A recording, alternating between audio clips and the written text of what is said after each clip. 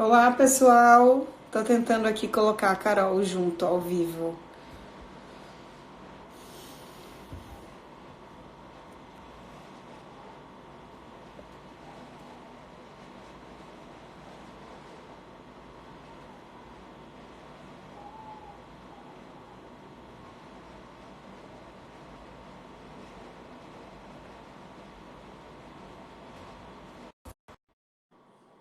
Oi, Carolzinha. Esperando você aceitar. Oi! Tudo bom? Tudo.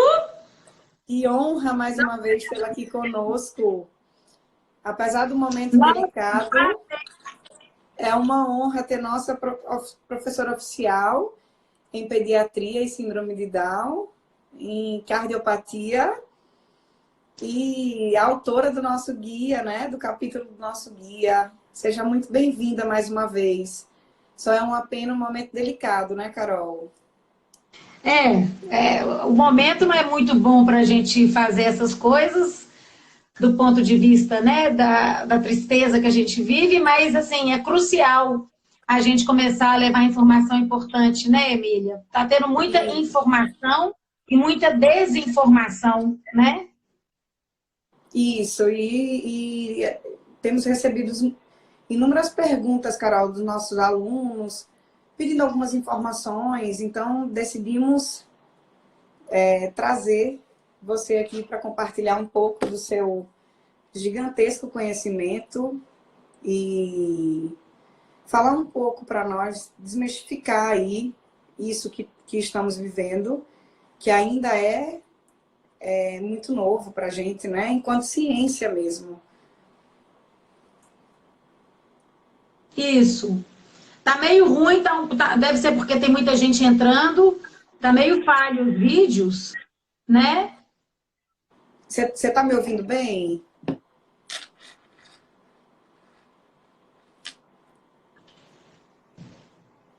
Você está me ouvindo bem, Alô? Carol?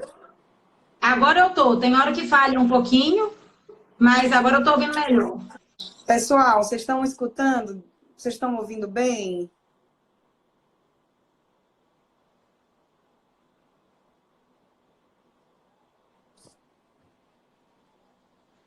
Tá perfeito. O pessoal está falando que tá ótimo. Eles estão Ótimo. ouvindo bem. Falta um minuto para nossa live começar oficialmente, Carol. Mas Ah, você tá. quer começar falando alguma coisa? Eu posso perguntar, fazer a primeira pergunta às 8 em ponto. Ah, Saudade eu de acho, você, eu acho que Carolzinha. sim, né? Muita gente já me conhece, muita gente já te conhece. Eu acho que é mesmo só para fazer uma pequena introdução de pessoas que não me conhecem e te apresentar.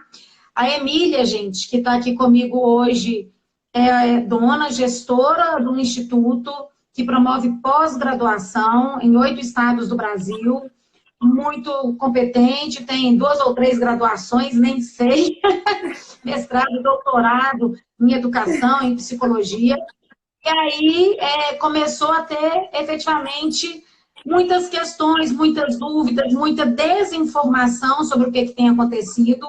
E como eu sou professora oficial da faculdade, que a Emília é a gestora, a gente resolveu fazer essa live para explicar um pouco do ponto de vista científico o que a gente tem e o que a gente não tem. Para aqueles que não me conhecem, eu sou pediatra, cardio, intensivista, tem algumas tantas pós-graduações, e eu acho importante, pelo menos, eu passar para vocês o que eu sei até o momento, o que eu tenho estudado, claro que em dados oficiais. Hoje eu fiz questão de assistir o Ministério da Saúde, da qual eu faço parte, para que a gente mantenha o mesmo discurso de tentar ajudar, né? E é isso aí. Estou aberta aqui às perguntas, às dúvidas. Estou aqui para isso hoje. É uma honra, Carol, tê-la aqui conosco mais uma vez. Preciso reafirmar isso. Então, eu vou começar com as perguntas. Eu separei aqui algumas perguntas, que são as dúvidas que chegaram até a mim. E como só são 50 e poucos minutinhos, né, oficiais da live, para dar tempo de você responder tudo Que direitinho bom. para a gente. Eu queria começar perguntando, Carol, isso é uma dúvida minha, qual a diferença entre a população do Brasil e da Itália? Ok, é uma coisa que a gente tem que prestar um pouquinho de atenção mesmo, porque a gente tem visto muitos vídeos, como eu diria, alarmantes e alarmistas sobre a Itália, né?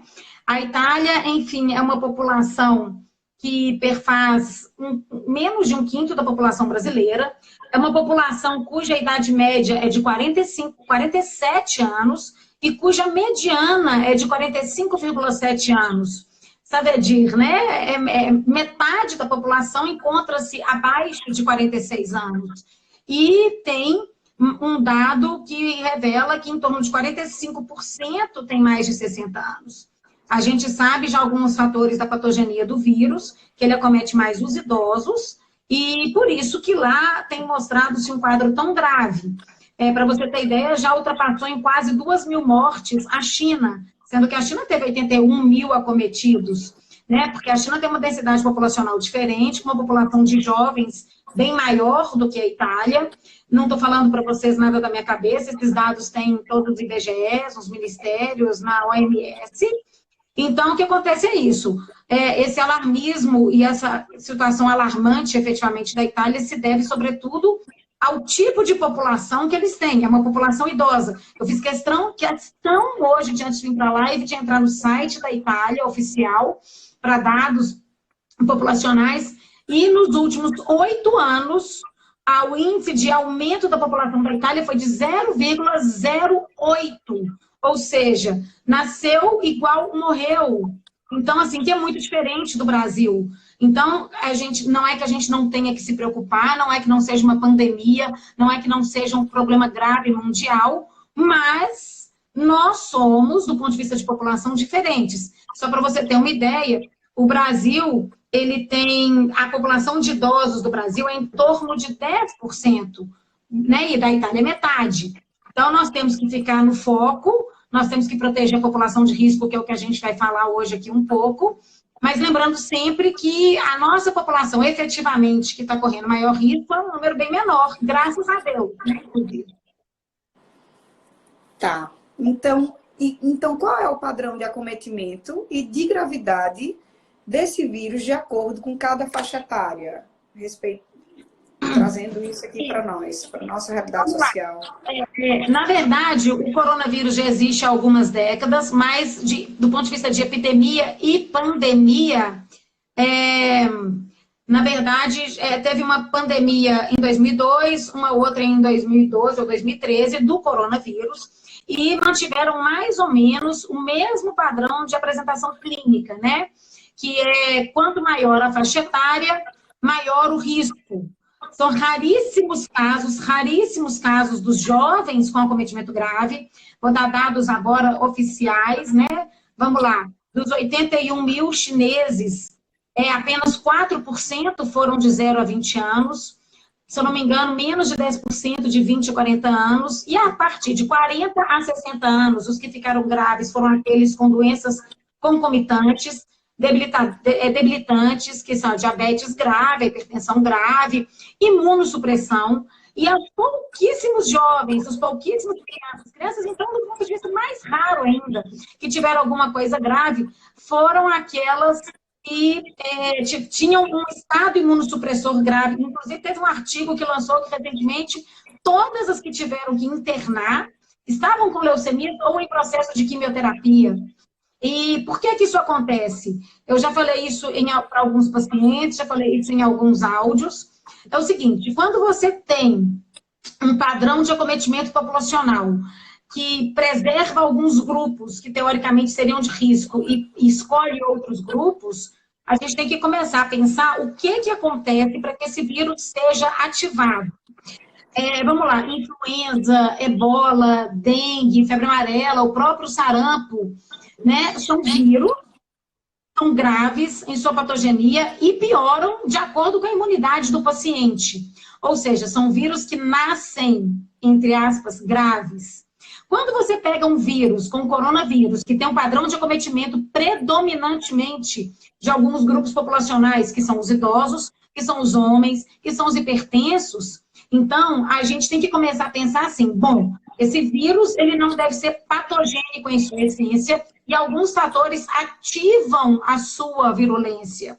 E é aí que os pesquisadores começaram a pesquisar, né? Isso são dados de 210 mil pacientes, se eu não me engano, já foram 220 mil atualmente, mas de estudos enormes que saíram na Sociedade Americana de Pediatria, na Sociedade Chinesa, que saiu no Lancet, que saiu no JAMA, que saiu no Journal of Medicine, New England Journal of Medicine. Então, quer dizer, é um padrão de vírus que efetivamente acomete menos as crianças, é um padrão de vírus que efetivamente acomete mais os idosos, e quanto maior essa faixa etária, pior é. Um estudo da Itália, recentemente, um estudo que saiu, inclusive, anteontem, que eu li o estudo na íntegra, os idosos acima de 90 anos morrem em 25%. Então, quer dizer, e isso se mantém enquanto recém-nascidos, enquanto lactentes, que teoricamente teriam uma imunidade tão frágil como, não tem esse padrão de acometimento. E aí foram pesquisando e foram determinando alguns fatores que fariam com que esse vírus piorasse a sua patogenia, né? Esses fatores foram ECA, o ECA, na verdade, é uma enzima que existe no corpo da gente, e ele funciona como um receptor. Tem um vídeo muito legal que fizeram, inclusive, nos Estados Unidos, explicando como que o ECA entra na célula junto com o vírus e por que o ECA é tão importante nesse fator patogênico. E sabe-se até então que a criança, ela tem efetivamente, isso é dado científico, menos receptores ECA. E esses receptores ECA, alguns estudos já têm demonstrado que ele tem, na verdade, uma expressividade diferente. E aí a gente começa a ter algumas explicações do porquê a criança é menos acometida, apesar de ser mais frágil. Outro fator também que já foi comprovado cientificamente é que o coronavírus em si não causa tanta patogenia, mas o coronavírus, a inflamação que o corpo faz contra o coronavírus, né, esses processos pró-inflamatórios, essas enzimas pró-inflamatórias, que causam um processo inflamatório pulmonar agudo e grave, que é a SARS, Severe Acute Respiratory Syndrome, por causa desse processo inflamatório per si. E a criança, exatamente, o fato da criança ainda estar com o sistema imunológico em formação, e exatamente o fato da criança ter um pouco de menos enzimas pró-inflamatórias, fazem com que ela não tenha uma resposta tão grave como os idosos têm tido. Não sei se deu para entender, eu estou tentando falar da melhor forma possível, menos científica, que eu estou tentando. Não sei se vocês estão conseguindo entender. Perguntar para o pessoal, nos dê um feedback sobre as respostas da Carol. Carol, só dar umas aspas aqui, o Dr. Paulo Liberalesso, neuropediatra, acabou de entrar. Seja bem-vindo, Paulo. Pode sentir à vontade para contribuir também, tá bom? É uma honra tê-lo aqui conosco também. Carol, então, diante dessa resposta, quais seriam os reais grupos de risco? Então, primeiro, assim, grande prazer. Dr. Paulo, eu já sigo ele no Instagram. Nossa Senhora, foda com PH maiúsculo, digamos assim, né? O Dr. Paulo é dos nossos, tá, Carol? Ele tem uma linguagem muito típica. A nossa. Grande prazer de ter pessoas tão boas para poder me ajudar, né? Me ajudar. Carol, então, vamos lá. O pessoal está dizendo que a resposta está super fácil de compreender, super claro. O Dr. Paulo falou que está super explicado mesmo. Pode continuar. Ai, que bom. Então, vamos lá. Grupos de risco mesmo, cientificamente comprovado. São idosos, sabe-se que a partir de 50 anos, mas sobretudo a partir de 65 anos. São homens, o gênero masculino também tem se mostrado com uma morbidade maior, inclusive por ter um pouco mais desses receptoras, tá? Então, são idosos, 50, sobretudo 65, gênero masculino, pessoas que estão em tratamento de doenças crônicas graves, em uso de imunossupressor, sobretudo quimioterapia, corticoide de longa permanência, e aqueles que tiveram, isso foi um fator associativo em estudos da Itália, que fizeram o uso do ibuprofeno e de alguns antihipertensivos, porque essa classe de medicamento aumenta a expressividade do receptor ECA, ou seja, são idosos que já têm algum comprometimento pulmonar e que ainda usam algum tipo de medicamento que aumenta essa expressividade do ECA, eles pioram ainda mais o seu prognóstico. Então, esses são efetivamente os grupos de risco. Muita gente me pergunta, Tia Carol, e criança com bronquite? Tia Carol, e criança em uso de corticoide? Tia Carol, e criança com asma ou cardiopata? Bom, acabaram de fazer essa pergunta, eu estou anotando. Pois é, muita gente me pergunta. Crianças com síndrome de Down, que na sua teoria teriam uma imunidade mais baixa, né?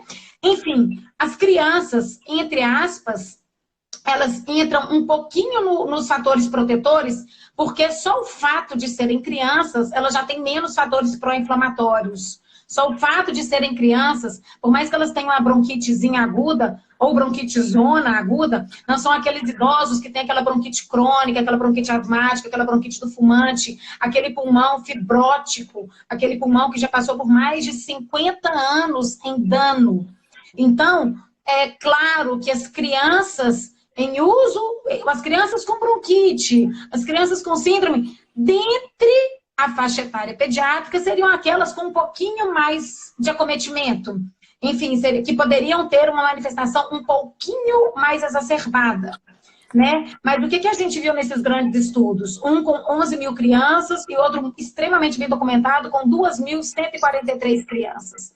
Vamos lá, que 55% das crianças, gente, eu tô falando de 55, mais da metade, ou seja, já é a maioria. 55 foram completamente assintomáticas ou com sintomas extremamente leves, sem febre.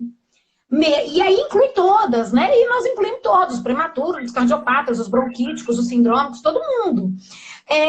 39% tiveram acometimento de leve a moderado, ou seja, foi um padrão com uma febre baixa, foi um padrão que teve que tomar eventualmente algum tipo de anti-inflamatório, e apenas 5 a 6%, um pouquinho menos de 6% tiveram algum acometimento grave que teve que internar, e apenas 0,4% precisaram de uma internação mais grave, completamente diferente do adulto e do idoso, que chega a 20 a 30% de internações graves, né? E, como erradamente foi divulgado por alguns meios, e talvez até a forma de expressar pela OMS, nesse grandíssimo estudo, com mais de 2.000 crianças, houve apenas uma morte de um adolescente de 13 anos, extremamente imunossuprimido. Não definiram efetivamente qual era a patologia, mas sabe que ele estava em processo de imunossupressão. Talvez uma quimioterapia ou algum fator associado. Então, uma única morte. Quando a gente pega esse dado gigantesco, vou repetir aqui para as pessoas, quem não conseguiu ouvir ou entrou agora, um número gigantesco, 11 mil crianças. Pouquíssimas internações, 55% assintomáticos ou leves, 39% leve a moderado, por isso que eles começaram a ver, bom, alguma coisa está protegendo nossas crianças, né? Pode ser Deus, pode ser a biologia molecular, pode ser Deus. Eu iria perguntar agora o que é. Mas tem, graças a Deus, alguma coisa que protege. Repito, isso não é sinal de que a gente tem que proteger menos, isso não é sinal de que a gente não tem que fazer isolamento de contato, muito pelo contrário. Mas isso é sinal de que prova que não é uma questão absoluta de imunidade, é uma questão de receptores e outros fatores ativadores. Não sei se eu respondi, eu iria perguntar exatamente isso. Por que o vírus causa menos problemas em crianças? Mas você já antecipou e respondeu.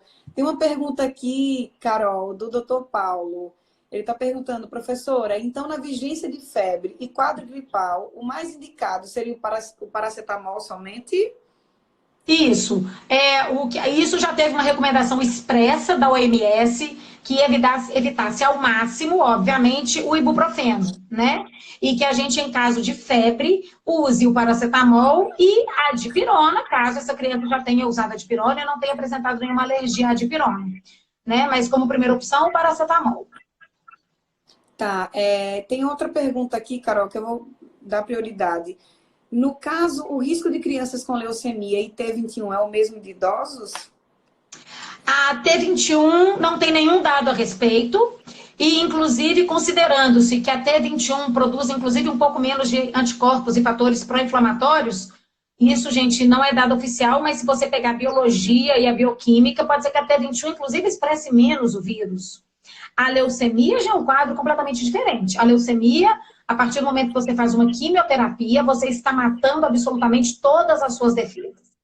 Então, a leucemia e a quimioterapia é um fator de risco, com certeza, e documentado. Até 21, não. Porque não é um fato de você simplesmente zerar as suas defesas. É um fato de você produzir menos fatores pró-inflamatórios. Né? Repito, não tem nenhum dado oficial sobre T21, mas bioquimicamente essa é a explicação de, inclusive, não ter relatos de T21. Tem relatos em crianças, mas não houve separação. Por exemplo, crianças com T21 apresentaram maior morbidade. Não teve nenhum tipo de separação com as crianças típicas. Agora, com as leucêmicas já teve. Os estudos já provaram que as crianças leucêmicas em quimioterapia apresentaram-se pior. Entendeu? Então, não tem nenhum dado que fale a favor da T21, como tem a leucemia, mas da mesma forma, com estudos populacionais gigantescos, não teve nenhum dado que separou esse grupo. Então, acredita-se, pelo menos por enquanto, nesse primeiro momento, que a T21 não tenha, a T21 nua e crua, né, digamos assim, não seja um fator de risco, cientificamente comprovado. Eu iria perguntar exatamente isso, se existe algum dado oficial que na síndrome de Down o vírus acomete de maneira mais violenta, ou se o prognóstico não seria tão bom. Mas eu acho que essa sua explicação já respondeu também. Também teria uma outra dúvida que eu acho que também já foi respondida por essa sua última fala, que é dentro da pediatria. Qual os fatores de risco? Mas aí você acabou de explicar. Então, basicamente, né, as crianças cronicamente doentes, sobretudo aquelas em uso de quimioterapia, óbvio, aqueles com a imunidade extremamente baixa, apesar de não ter dado no recém-nascido efetivo, mas assim, se a gente for parar para pensar os recém-nascidos prematuros, eles são uma população de altíssimo risco prematuro, independente de qualquer coisa. E claro, aquelas crianças com uma patologia pulmonar mais grave mesmo, né? Mas é sobretudo o uso de imunossupressor. Em pediatria, é isso que a gente tem até agora, né? Claro. E os cardiopatas, né? Vou falar um pouquinho dos cardiopatas, que é o que eu mexo. A Sociedade Brasileira de Cardiologia, o Departamento de Cardiologia Congênita, lançou, assim, as crianças cardiopatas que a gente deve prestar um pouquinho mais de atenção. Seriam os cardiopatas com uma insuficiência cardíaca franca, os cardiopatas com hipertensão pulmonar e os cardiopatas ainda com tratamento descontrolado, né? Por motivos óbvios. Mas não necessariamente se enquadram no grupo de risco como os idosos. É um grupo de risco dentro da...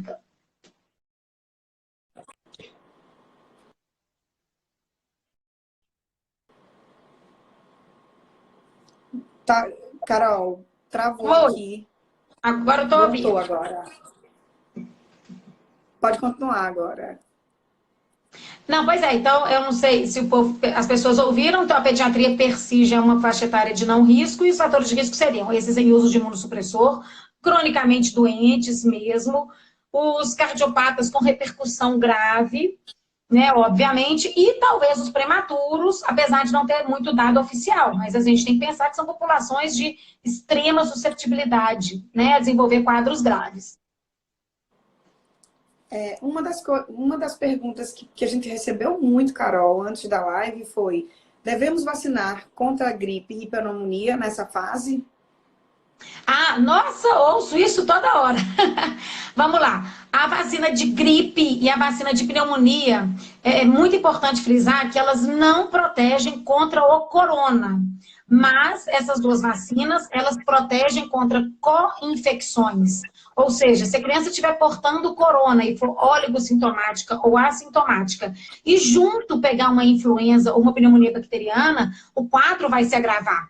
E isso também já tem estudo científico comprobatório, que as crianças que apresentaram quadros de leves a moderados, elas tinham co-infecções. Então, é muito importante, se o seu filho ou o seu paciente tiver, do ponto de vista bem clinicamente, tem que vacinar o mais rápido possível, não para evitar o corona, mas para evitar uma co-infecção e um quadro grave devido a duas infecções associadas. Tá, Carol, e sobre suplementação? Muitos dos nossos alunos têm me perguntado isso. Isso é momento de hipervitaminose, terapias alternativas como própolis, enfim, gengibre. Eu falei assim, vamos tirar todas essas dúvidas com Carol à noite.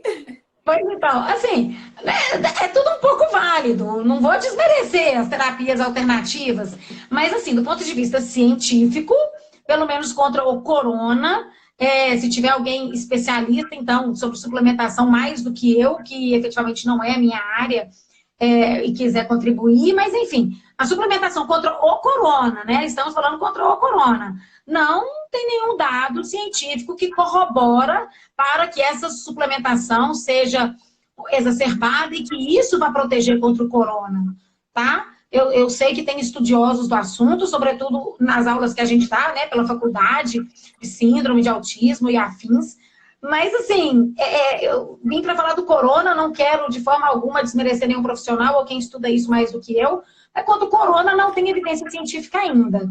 Eu acho que, assim, não custa dar um própolis, uma vitamina C, uma acerola, acho que tudo é válido, né?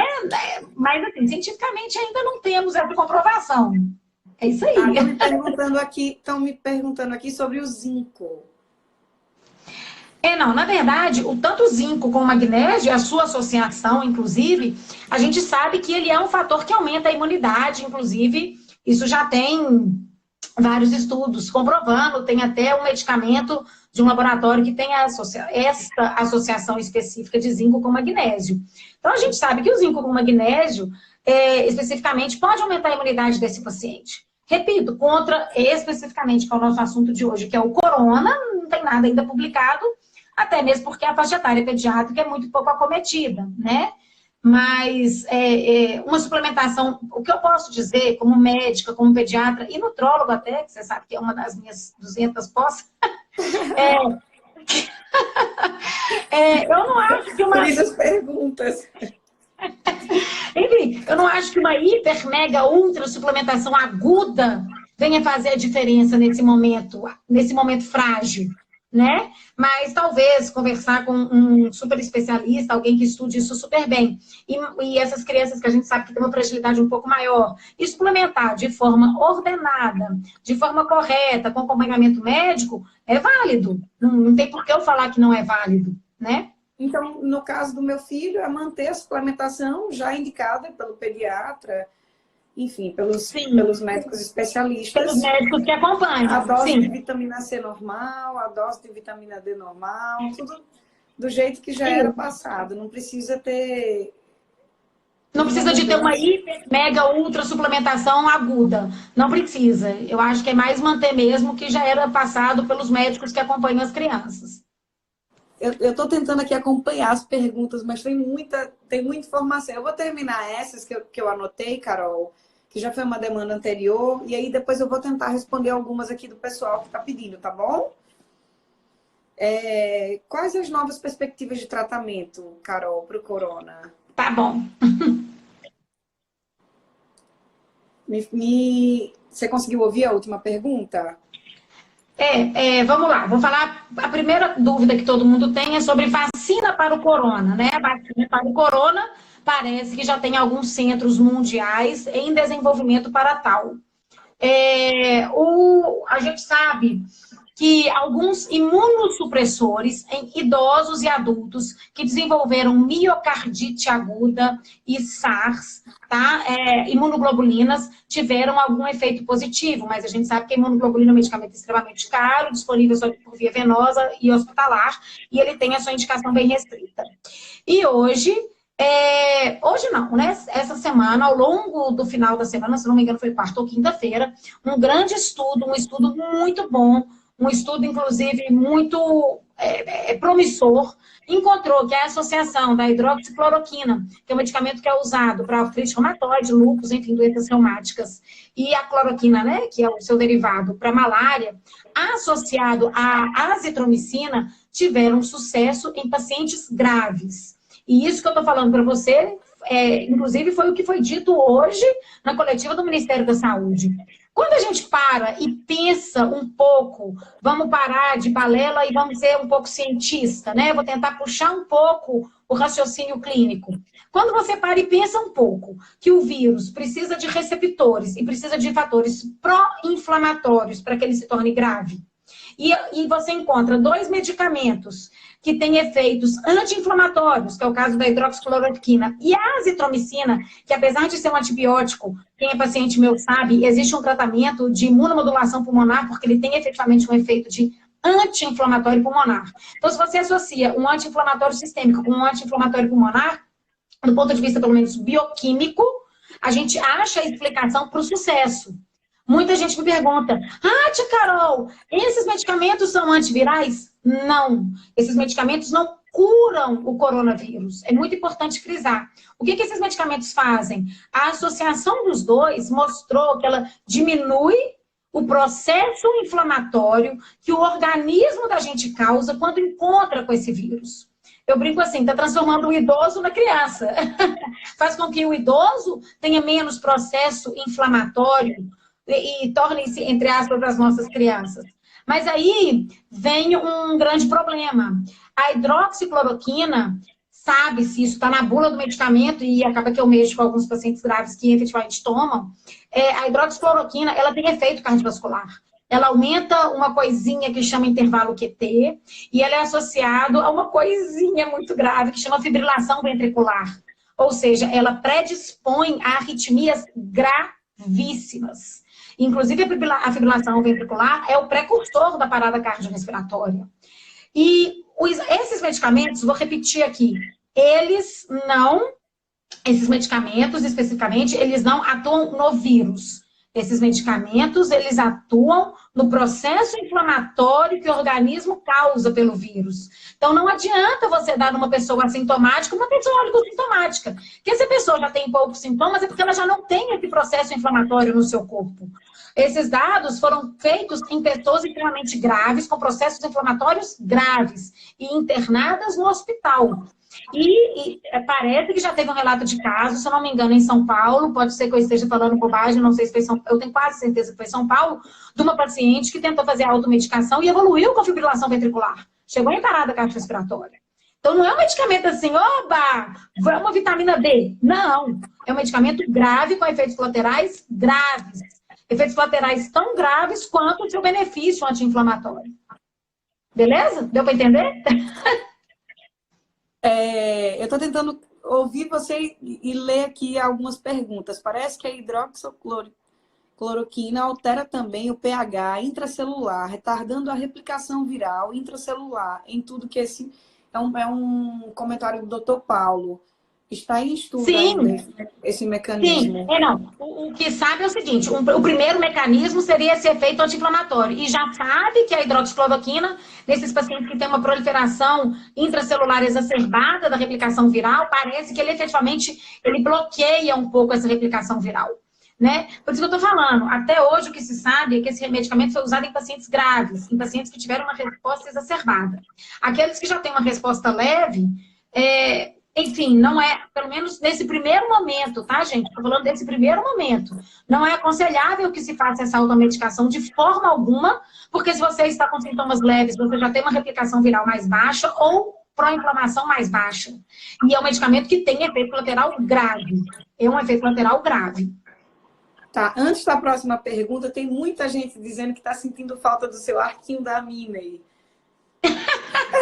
Até no consultório, menino. Vou ver se na próxima live eu uso.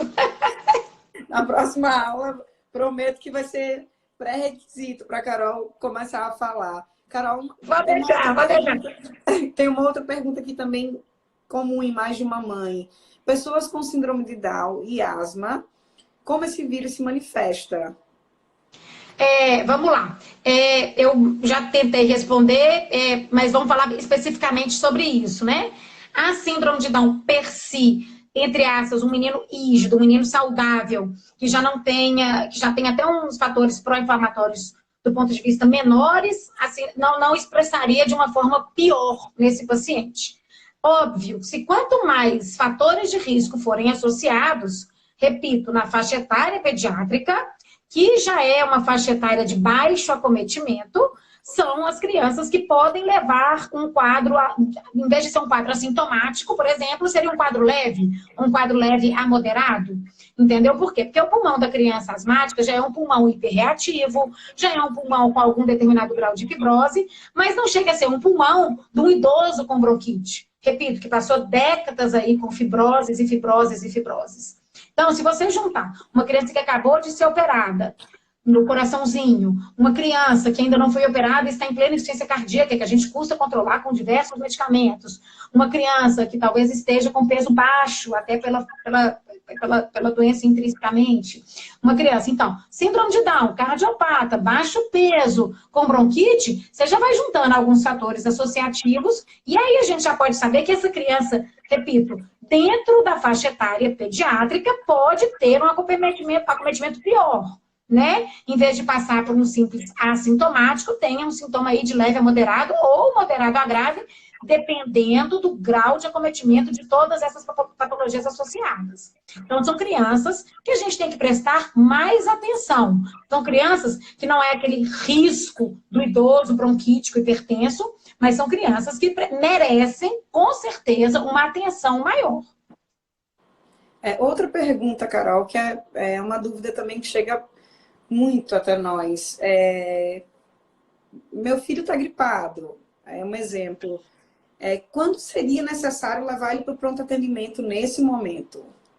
Isso. Vamos lá, é uma dúvida muito frequente. O que a gente sabe? A gente sabe que o coronavírus, ele é oligossintomático em 80% da população brasileira. Estou parafraseando o secretário de Saúde, que falou isso na sua coletiva do Ministério. Eu já falava isso, eu tinha um pouco de receio de ter citado o meu errado, mas hoje, quando ele falou, eu falei assim, ufa, estou falando certo. Então, 80% da população brasileira, incluindo eu, você, meu marido, meus filhos, crianças com síndrome que são rígidas, serão assintomáticas ou oligossintomáticas. Se a criança está com um quadro leve, tá? É um quadro gripal, é um quadro mais leve, por que a gente orienta a não ir no pronto atendimento, pelo menos nesse primeiro momento? Porque ela vai ser um transmissor para pessoas que podem tornar-se potencialmente graves. E é um quadro que a gente pode controlar do ponto de vista domiciliar e algumas plataformas médicas, inclusive a própria Unimed, não estou fazendo propaganda não, em nome de Jesus, mas ela já dispõe de uma consulta online. Então, esses quadros leves, mesmo sintomas gripais ou febre que seja baixa, a orientação é que fique em casa e tente fazer uma consulta online ou vá até o seu pediatra. Né? Eu vou dar o meu exemplo e o exemplo da minha mãe maravilhosa, que é uma pediatra fantástica. Eu tenho 40 anos, eu não sou hipertensa, graças a Deus o meu câncer já foi controlado, eu já não faço mais quimioterapia, então eu sou um médico, tá? Uma médica que não tenho risco para mim, tá? Então eu estou mantendo os meus atendimentos segundo a orientação do Conselho Federal de Medicina. Eu posso manter os meus atendimentos com consultas espaçadas, consultas eletivas sendo jogadas para frente, atendendo essas crianças com síndromes gripais, até que a orientação é essa, médicos com baixo risco, claro que de acordo com todas as precauções, mantenham o seu atendimento exatamente para esvaziar um pouco o pronto atendimento. Vamos lá para minha mãe, que eu amo, uma pediatra linda, maravilhosa, famosa, mas ela tem 61 anos e é hipertensa. Então, a minha mãe não pode ir para o consultório. Ela, efetivamente, torna-se um fator de risco. Então, nós médicos, isso eu sei que tem muito colega meu, graças a Deus que está assistindo essa live, que eu pedi para me ajudar, muito colega meu que está na minha faixa etária, que mantém os mesmos riscos que eu, tem que manter esse atendimento de acordo com todas as precauções do Conselho Federal de Medicina para que os nossos pares, para que os nossos colegas que não possam atender sejam representados por nós. Tá, antes da próxima pergunta, Carol, estão pedindo também o jaleco do Toy Story. Ai, quem me deu foi a Marina! A Marina que me deu, linda! Nossa, meu jaleco é um sucesso! Tem muita mãe aqui que é mãe de paciente seu, falando o nome, de neto, dizendo que também ama a doutora Tereza. Enfim, tem inúmeras pessoas dizendo, Rafa está assistindo, Marcela, Manuela, Rafaela, Bianca, são minhas netas e pacientes dessa maravilhosa. Enfim, inúmeros comentários incríveis para você. dizendo que está muito claro. Tem gente, Carol, pedindo para você repetir em questão das vacinas, tá? Principalmente da vacina da gripe, que eu acho que travou no momento. Então, vamos lá. A minha mãe está pedindo para eu pedir desculpa, que ela tem 60 anos, que ela vai fazer 61. Desculpa, mãe, desculpa. Mas, enfim... Doutora Tereza, perdoa ela nesse momento. Perdoa, vovó Tereza, me perdoa. Mas, enfim, vamos lá. Vou repetir das vacinas, que eu acho que isso é extremamente importante, tá? Vacinas de gripe e de pneumonia não aconselha-se que sejam atrasadas. Pelo contrário, são vacinas que vão nos ajudar. Por quê? Porque a criança, ela efetivamente terá um quadro ólico sintomático ao corona, mas todas as crianças que tiveram um quadro um pouquinho mais grave, sabe-se que elas tinham co-infecções, ou seja, estavam com uma infecção pelo corona e influenza, e uma bactéria, e um pneumococo. Então, quanto mais cedo a gente vacinar as nossas crianças contra gripe e pneumonia, especificamente, mais a gente tem a possibilidade de evitar co-infecções. Então, é extremamente recomendado que não se atrase especificamente essas vacinas. Tá todo mundo pedindo, Carol, para ter mais uma live. Só adiantando aqui, o IEPS está lançando, a partir de segunda, aulas gratuitas por nossa plataforma online, com temas como esse de hoje e com profissionais maravilhosos, como a Carol. Inclusive, a Carol volta para fazer dessa live uma aula totalmente gratuita. O tema da Carol é vinculado com a síndrome de Down, mas o Dr. Paulo Liberalesso vem falar sobre autismo, enfim, e o atual momento também. Se a gente deve se preocupar, se são crianças também na faixa etária, na faixa de risco, enfim. Então, a gente também vai ter a doutora Roberta Medeiros falando sobre neurofisiologia, enfim, inúmeros temas super interessantes aos nossos alunos. Será todos os dias à noite, Carol, das 19 às... Não, vou fazer questão de assistir. E queria só fazer um parêntese, que hoje eu estou aqui pelo IEPSIS, com a Emília maravilhosa, né? Que, já repito, é esse instituto que abrange o Brasil inteiro. A maravilhosa é ela, né? Tenho muito orgulho de fazer parte como professora, né, dessa faculdade. Nossa, Carol. Tanto estado. Mas, assim, para as pessoas que queiram saber um pouquinho mais, eu sou coordenadora médica, junto com a doutora Suzana Satuf, que é uma neurologista de ponta também, amiga minha desde a época da faculdade, inteligentíssima, com outros profissionais de ponta. É uma plataforma médica que chama SimSave Med, uma plataforma médica que também faço parte com muito orgulho. Como dizem as pessoas, meu dia tem 36 horas, né? Essa plataforma médica que chama SimSave Med é uma plataforma destinada a um público médico, mas a gente está liberando aulas de temas significativos grátis. Fiz uma aula, a Suzana acabou de entrar, a Suzana está aqui com a gente, ó. Seja bem-vinda, Suzana.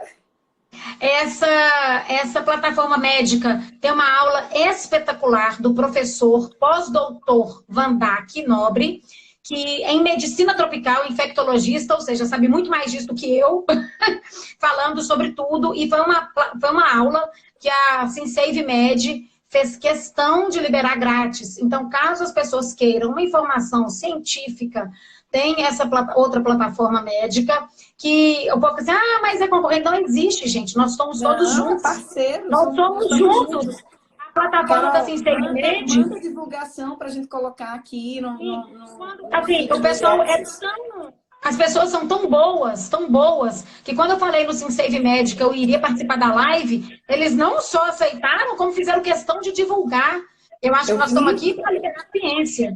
Então, é uma plataforma muito legal. Além da plataforma do IEPSIS Cursos, que é uma plataforma científica com profissionais de ponta, existe essa outra plataforma que também tem um objetivo talvez um pouco diferente, mas o produto final é liberar ciência. E ciência com dados oficiais. Beleza? Carol, antes de me manda essa divulgação, que a gente faz questão de colocar aqui também no IEPSIS. Tem algumas pessoas perguntando, mas Carol, e pode sair de isolamento social para poder vacinar? Vou repetir as palavras hoje dos secretários de saúde, tá? A gente tem que vacinar, certo? Inclusive, hoje, numa das perguntas do Ministério da Saúde oficial feita aos seus secretários correspondentes, uma pessoa perguntou, passear com o cachorro, etc. Ou seja, a gente pode sair de casa, desde que saiba dos cuidados de precaução, não fique com conglomeração. Inclusive, um secretário falou assim, se você vai sair com o seu cachorro e o elevador está cheio, espere a próxima oportunidade. Vou parafrasear. Se você vai sair para uma vacinação e o elevador está cheio, espere o elevador ficar vazio. Se você chega numa clínica e essa clínica, por algum motivo, está cheia, fique do lado de fora ou dentro do seu carro. Ou talvez eles liberem senha para que não tenha atendimentos tão consecutivos. Então, assim, pode sair, claro, com seus devidos cuidados. Esses cuidados que já estão, assim, acho que amplamente divulgados. Então, o que você vai fazer com a sua criança, ou com o seu pai, ou com o seu vovô? Saia, espera um elevador vazio, entre dentro do seu carro, pare na porta da clínica ou do posto, veja se eles estão mantendo a distância segura, tenha essa precaução de cuidado, vacine e volte para casa nas mesmas condições. Entendeu? Eu estou parafraseando o nosso secretário e o nosso ministro da Saúde, que inclusive está brilhando. Homem inteligentíssimo, né? O doutor Paulo está dizendo aqui que é necessário deixar essa live gravada, porque as informações contidas nelas é muito importante, que você as passou de forma muito esclarecedora, Carol. Que bom! É uma pena que tá chegando ao fim, e eu soube que com 1 hora, eu não sou muito boa em tecnologia, mas eu soube que em 1 hora o Instagram derruba a live automaticamente. Então, antes que isso aconteça, eu preciso dizer que é uma honra gigantesca, a honra sempre será nossa, Carol, ter uma professora tão competente e tão acessível, que traz toda essa terminologia técnica da ciência e torna ela comum, torna ela de fácil entendimento. E isso não só na área da pediatria, que ela é nossa professora em pediatria e síndrome de Down, como também na área de cardio. Você traz toda aquela, toda aquela terminologia da cardiologia, principalmente na síndrome de Down, que é super complexa, inclusive de falar, imagina de entender, e você traz isso para a gente de maneira tão didática, tão leve. Como eu disse lá na formatura da turma de Curitiba, é uma honra segurar na sua mão e saber que nós estamos juntas nessa caminhada. Eu quero muito divulgar agora o guia que essa maravilhosa escreveu, 2 capítulos, e também foi uma honra. O guia é gratuito, é informação científica de ponta, cedida pelo IEPSIS. Eu sou mãe de uma criança com síndrome de Down de 10 anos, e há 10 anos atrás eu não tinha acesso à literatura de forma clara para poder saber lidar com as comorbidades associadas da síndrome, que ainda não são de total conhecimento de todos os pediatras, que deixam as mães muito angustiadas. Foi por isso que o IEPSIS nasceu, pela demanda que o meu filho me trouxe. Então, entra lá no IEPSIS, entra no site do Ativa, baixa o guia, olha lá, tudo da forma que a Carol falou hoje, de maneira clara, leve e acessível. Não é uma linguagem só para profissionais, tentamos deixar clara para toda a população, para a família, enfim, para os interessados pelo assunto. Eu quero agradecer, tá bom, Carol? E agora dá o seu recado, que hoje é dia da síndrome de Down, né? Que inclusive dia de hoje. Nossa, esse dia para mim é um dia, assim, quem me conhece sabe. Todo mundo pergunta, tia Carol, você tem filho com síndrome? Eu falei assim, parido da barriga não, mas sem ter da barriga deve ter uns 1000. Então, assim, eu amo a síndrome. A gente fez isso hoje corrido, meio-dia, eu e a Emília, vamos fazer uma live. Uma hora, né, Carol? Minha filha do céu, vamos embora. Né? Coisas de Emília e Carol, vamos fazer, vamos. Coisa assim, né, do nada. E hoje, assim, eu achei muito especial falar disso aqui, porque eu amo de coração os meus pacientes, com ou sem síndrome, quem sabe ver o amor que eu exerço essa profissão, agradecer a Deus de me dar sabedoria, capacidade de trabalho e de estudo para continuar aí. O tanto que me conhece, que eu luto para que meus pares comecem a compreender a síndrome e atendam a síndrome de Down junto comigo. Eu falo isso tanto aqui em Belo Horizonte, quanto colega meu fala, eu não sei. E eu falo, meu Deus do céu, aprenda, eu preciso de gente que aprenda também. Então, assim, eu desejo, é muito importante para mim, é muito significativo para mim que eu participe disso, que a gente enfatize esse dia, o Dia Internacional da T21, o dia... Ah, o meu cachorro! É o seu cachorro! Ah, o meu cachorro! Ele está querendo participar da live também. Então, assim, o tanto que esse dia, para mim, é um dia especialmente especial, porque eu cuido das minhas crianças especiais, que são crianças que hoje em dia tornam-se adultos, e são adultos que hoje em dia se graduam, são adultos que hoje em dia têm uma capacidade de sobrevivência, têm uma capacidade de liderança, e a gente batalha para que essas crianças tornem esses adultos. Hoje é o dia da T21, hoje não é o dia do corona. Por acaso nós estamos falando do corona. Hoje é o dia da T21. E eu agradeço de coração todo mundo que confia em mim, todo mundo que... A Emília, as plataformas, os pacientes, as mães, os tios, os avós, que me têm como parceira, como pessoa a se confiar. É uma honra poder... Como referência, Carol. É uma honra. É aquilo que eu afirmo e reafirmo no dia de hoje. Antes de ser profissional, como mãe, saber que existem médicos tão humanos e tão dedicados como você nos trazem orgulho. Carol é uma das médicas e uma das mulheres mais guerreiras que eu conheço. A história dela é linda e eu tenho muito orgulho, de coração. Eu vou ficar repetitiva mesmo, mas é sincero, é de alma ter profissionais como vocês perto de mim. São os meus presentes da caminhada. Conseguir passar esse tipo de informação para mais de 2.000 alunos assim, é saber que nós estamos levando oportunidade para outros Miguéis, para que não só o meu Miguel tenha acesso a esse tipo de informação de ponta, mas que todos os Miguéis, a nível nacional, tenham acesso a profissionais como você, Carol, tão humanos, e que outros pediatras e outros médicos, que é uma categoria que, infelizmente, ainda está muito distante de nós, eles consigam entender que a síndrome de Down ela não é só a trissomia do 21, que ela é além da trissomia. Obrigada. Então é isso, gente. Obrigada, obrigada, obrigada. A gente encontra, se Deus quiser, em outras lives, em outras coisas importantes. Obrigada nessa próxima aula, pela oportunidade. Agradece ao seu marido, ao seu cachorrinho e aos seus dois. Eles são o quê, regatiano? Eu esqueço sempre. Qual é o time mesmo de vocês? Galo doido! Galo doido! Desculpa. Tá desgrameira, tá desgrameira. Nossa Senhora. Doido. Eu não posso falar muito do galo, não. Eu roubei a mãe deles durante um tempinho para a gente trazer informação nesse momento tão peculiar, tão delicado das nossas vidas, né?